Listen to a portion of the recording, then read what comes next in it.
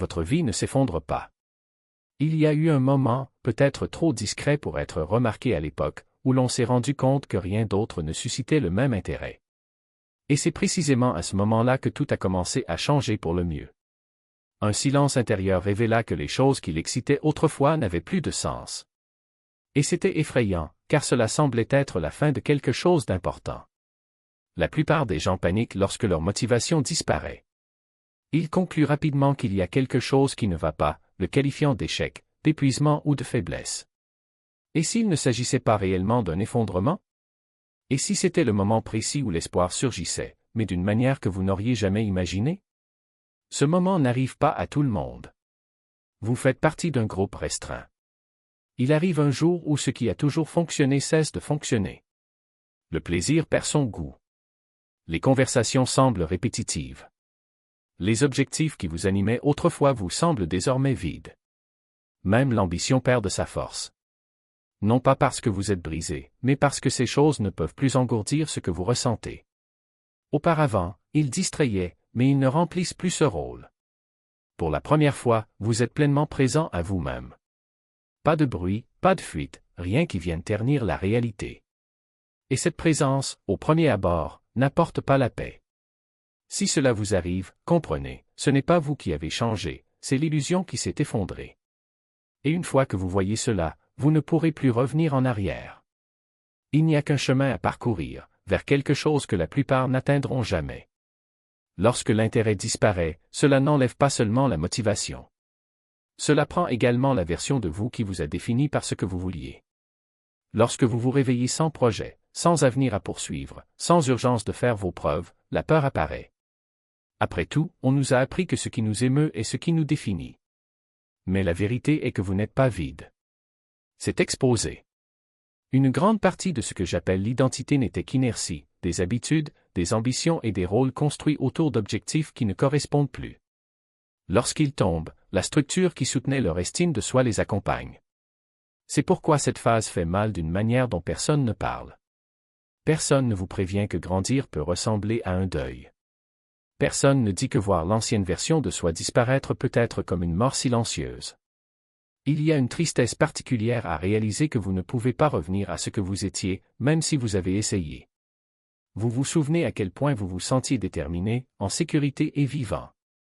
Et maintenant, ici, j'ai l'impression que quelque chose d'essentiel a été perdu. Mais ce qui se passe est à la fois plus simple et plus lourd, vous ne vous êtes pas perdu. Il a perdu la version qui dépendait de quelque chose d'extérieur pour paraître réel. Lorsque l'illusion s'effondre, il ne reste que de l'espace libéré. Si vous regardez cela se produire, si tout semble incolore, si vous remettez en question votre direction, votre but, voire votre place dans le monde, ce moment est pour vous. Je sais combien il est lourd de se réveiller sans désir. En théorie, ne vouloir rien semble paisible, mais en pratique c'est dérangeant, comme si on était déconnecté de sa propre vie.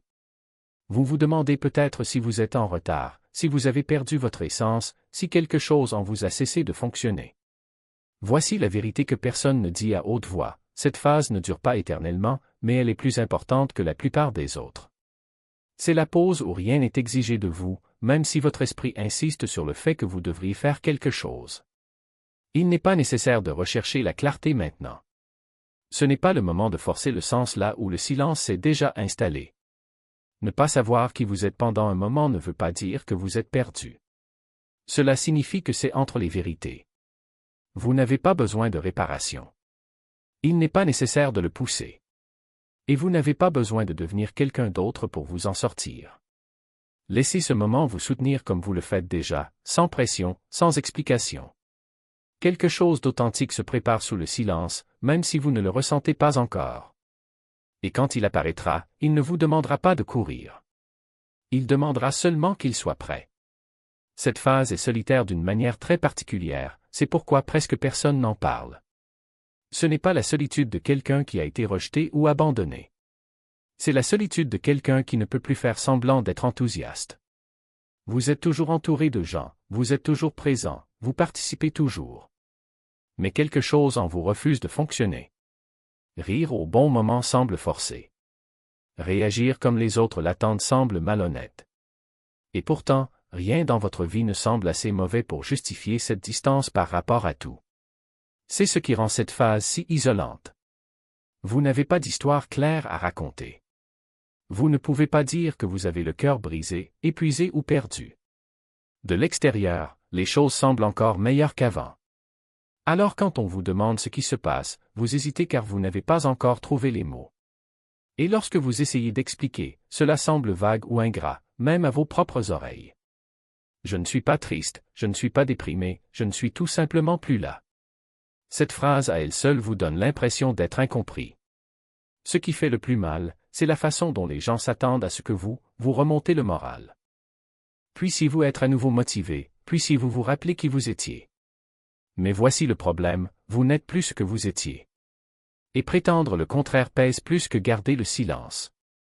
Ce n'est pas une panne. C'est un refus. Un refus de continuer à représenter des émotions que l'on ne ressent plus. Et ce refus peut être incroyablement solitaire, car il vous éloigne de la version de vous-même que les autres reconnaissent encore. Surmonter le rôle que vous avez joué est plus solitaire que d'y rester, mais c'est aussi le moment où vous arrêtez de vous trahir. Beaucoup confondent cette phase avec le vide, mais le vrai vide n'est pas ainsi. Le vide est plat, calme, ne remet rien en question. Ce que vous vivez fait mal parce que c'est honnête. L'inconfort vient du fait de voir clairement pour la première fois, sans rien pour lisser les bords. Lorsque les distractions habituelles cessent de fonctionner, lorsque l'excitation semble forcée et la motivation artificielle, vous vous retrouvez face à une vérité qui a toujours été la mais facile à éviter. Et cette vérité pèse lourd avant de libérer. Ce qui commence à faire mal, ce n'est pas le manque de sensations. C'est la prise de conscience de combien de vie a été vécue en pilote automatique. Combien de choses avez-vous poursuivies simplement parce qu'elles semblaient importantes de l'extérieur? Combien de conversations avez-vous eues juste pour combler le silence? Combien d'objectifs avez-vous poursuivis simplement parce qu'ils donnaient une direction, et non parce qu'ils apportaient la vérité? Lorsque cette prise de conscience survient, c'est comme si le sol bougeait sous vos pieds. Pas violemment, mais suffisamment pour que tout ce qui lui est familier semble étrange. C'est le moment où la clarté apparaît sans confort. Vous n'êtes plus porté par l'inertie. Vous n'êtes plus anesthésié par la routine. Vous voyez votre vie sans filtre, sans bruit, sans tampon émotionnel. Et quand cela arrive, c'est comme si le monde s'arrêtait un instant. Mais c'est seulement à ce moment-là que les choses commencent vraiment à prendre un sens. Ne sert plus, mais je n'ai toujours pas trouvé la suite. Il ne s'agit pas d'une crise d'identité, mais d'une transition d'objectif. Vous n'êtes pas perdu, vous êtes dans un vide conscient, où chaque cellule de votre corps sait que ce qui était autrefois ne suffit plus, mais que le nouveau ne s'est pas encore pleinement révélé. Et cette attente n'est pas passive. Il s'agit d'un état d'écoute actif, comme si votre instinct s'accordait sur une fréquence que l'esprit ne peut pas encore décoder. Cette plage n'est pas vide. C'est un espace rempli de questions qui n'exigent pas de réponse immédiate, mais qui érodent lentement tout ce qui n'est pas essentiel. Vous cessez de vous soucier de ce que les autres attendent, non pas parce que vous êtes devenu indifférent, mais parce que vous réalisez enfin que les attentes des autres n'ont jamais été un véritable carburant. Ce n'était que du bruit, un bruit de fond que l'on prenait pour une direction. Aujourd'hui, le silence est assourdissant, mais pas parce qu'il manque quelque chose, parce qu'il ne reste que ce qui compte vraiment. Il y a une cruauté subtile dans la façon dont la société traite ces personnes à ce stade. Elle appelle ce qui est en réalité un éveil une phase. Il qualifie des indécisions, ce qui est, par essence, un acte de courage, le moment où l'on choisit de ne pas se contenter de ce qui n'a plus de sens.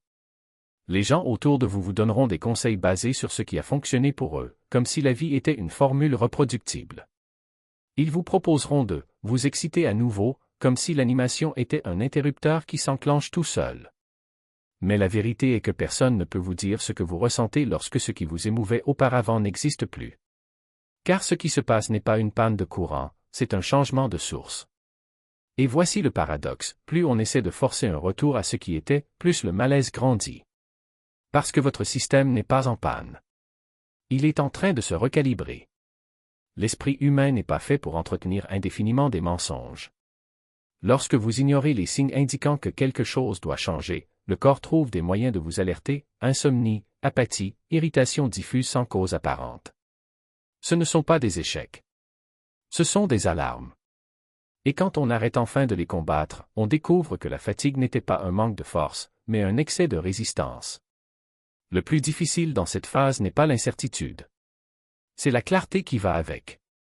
Vous voyez, avec une clarté douloureuse, toutes les fois où vous avez choisi le chemin le plus facile au lieu du chemin le plus honnête. Toutes les concessions que vous avez faites pour vous intégrer, pour être accepté, pour éviter l'inconfort d'être qui vous êtes vraiment. Et cette vision ne vient pas comme un jugement, mais comme un étrange soulagement. Parce que maintenant vous le savez, vous n'avez plus besoin de faire semblant. Vous n'avez plus besoin de vous convaincre que tout va bien alors que ce n'est pas le cas. Et cela, aussi effrayant que cela puisse paraître, est le premier pas vers une liberté que la plupart des gens ne connaissent jamais. La grande ironie est que lorsque vous en arrivez à ce point, le monde qui vous entoure continue de fonctionner comme si rien n'avait changé. Les gens suivent leur routine, poursuivent des objectifs qui étaient autrefois les vôtres et s'attendent à ce que vous fassiez de même. Mais tu ne peux plus le faire. Non pas parce qu'il a perdu sa capacité, mais parce qu'il a acquis quelque chose de plus précieux, la capacité de discerner. Soudain, des choses qui semblaient autrefois urgentes perdent de leur importance. Les délais, les obligations, les « devraient », tout cela devient secondaire par rapport à une question simple mais dévastatrice. Est-ce que cela a encore un sens pour moi? Et quand la réponse est non, quelque chose en vous refuse de continuer. Non pas par rébellion, mais par une sorte d'intégrité tranquille. Vous ne sabotez pas votre vie. Vous la sauvez. Parce que la vérité est que la plupart des gens passent toute leur vie à tourner en rond, sans jamais se demander si c'est le bon cercle. Ils confondent mouvement et progrès, agitation et objectif. Mais maintenant, vous ne pouvez plus vous tromper. Et ce n'est pas une malédiction. C'est un privilège. Car seuls ceux qui osent s'interroger découvrent ce qui compte vraiment. Seuls ceux qui acceptent l'inconfort de la transition trouvent le chemin qui est vraiment le leur. Et ce voyage n'a pas de raccourci. Il n'y a aucune garantie. Il n'a pas de manuel. Mais il y a quelque chose que la plupart des gens ne connaissent jamais, la certitude que, quoi qu'il arrive ensuite, vous ne vivrez plus une vie d'emprunt. Vous vivrez le vôtre. Et c'est, en fin de compte, le seul type de succès qui mérite d'être poursuivi. Et cette inquiétude n'est pas un signe d'échec. C'est le signe que quelque chose en vous respire encore, bouge toujours, refuse toujours de s'abandonner. Vous n'êtes pas arrêté parce que vous avez abandonné. Vous êtes arrêté parce que quelque chose de plus grand que votre volonté est en jeu. Et cela prend du temps. Cela demande de la patience. Cela exige que vous arrêtiez de mesurer votre vie en résultat et que vous commenciez à la mesurer en présence. Parce que la vérité est que personne n'arrive dans un nouvel endroit avec les mêmes anciennes règles. Personne ne franchit une porte sans laisser quelque chose derrière lui. Et si vous ne savez toujours pas ce que vous quittez, c'est que vous n'avez pas regardé d'assez près. Ce n'est pas que les réponses n'existent pas.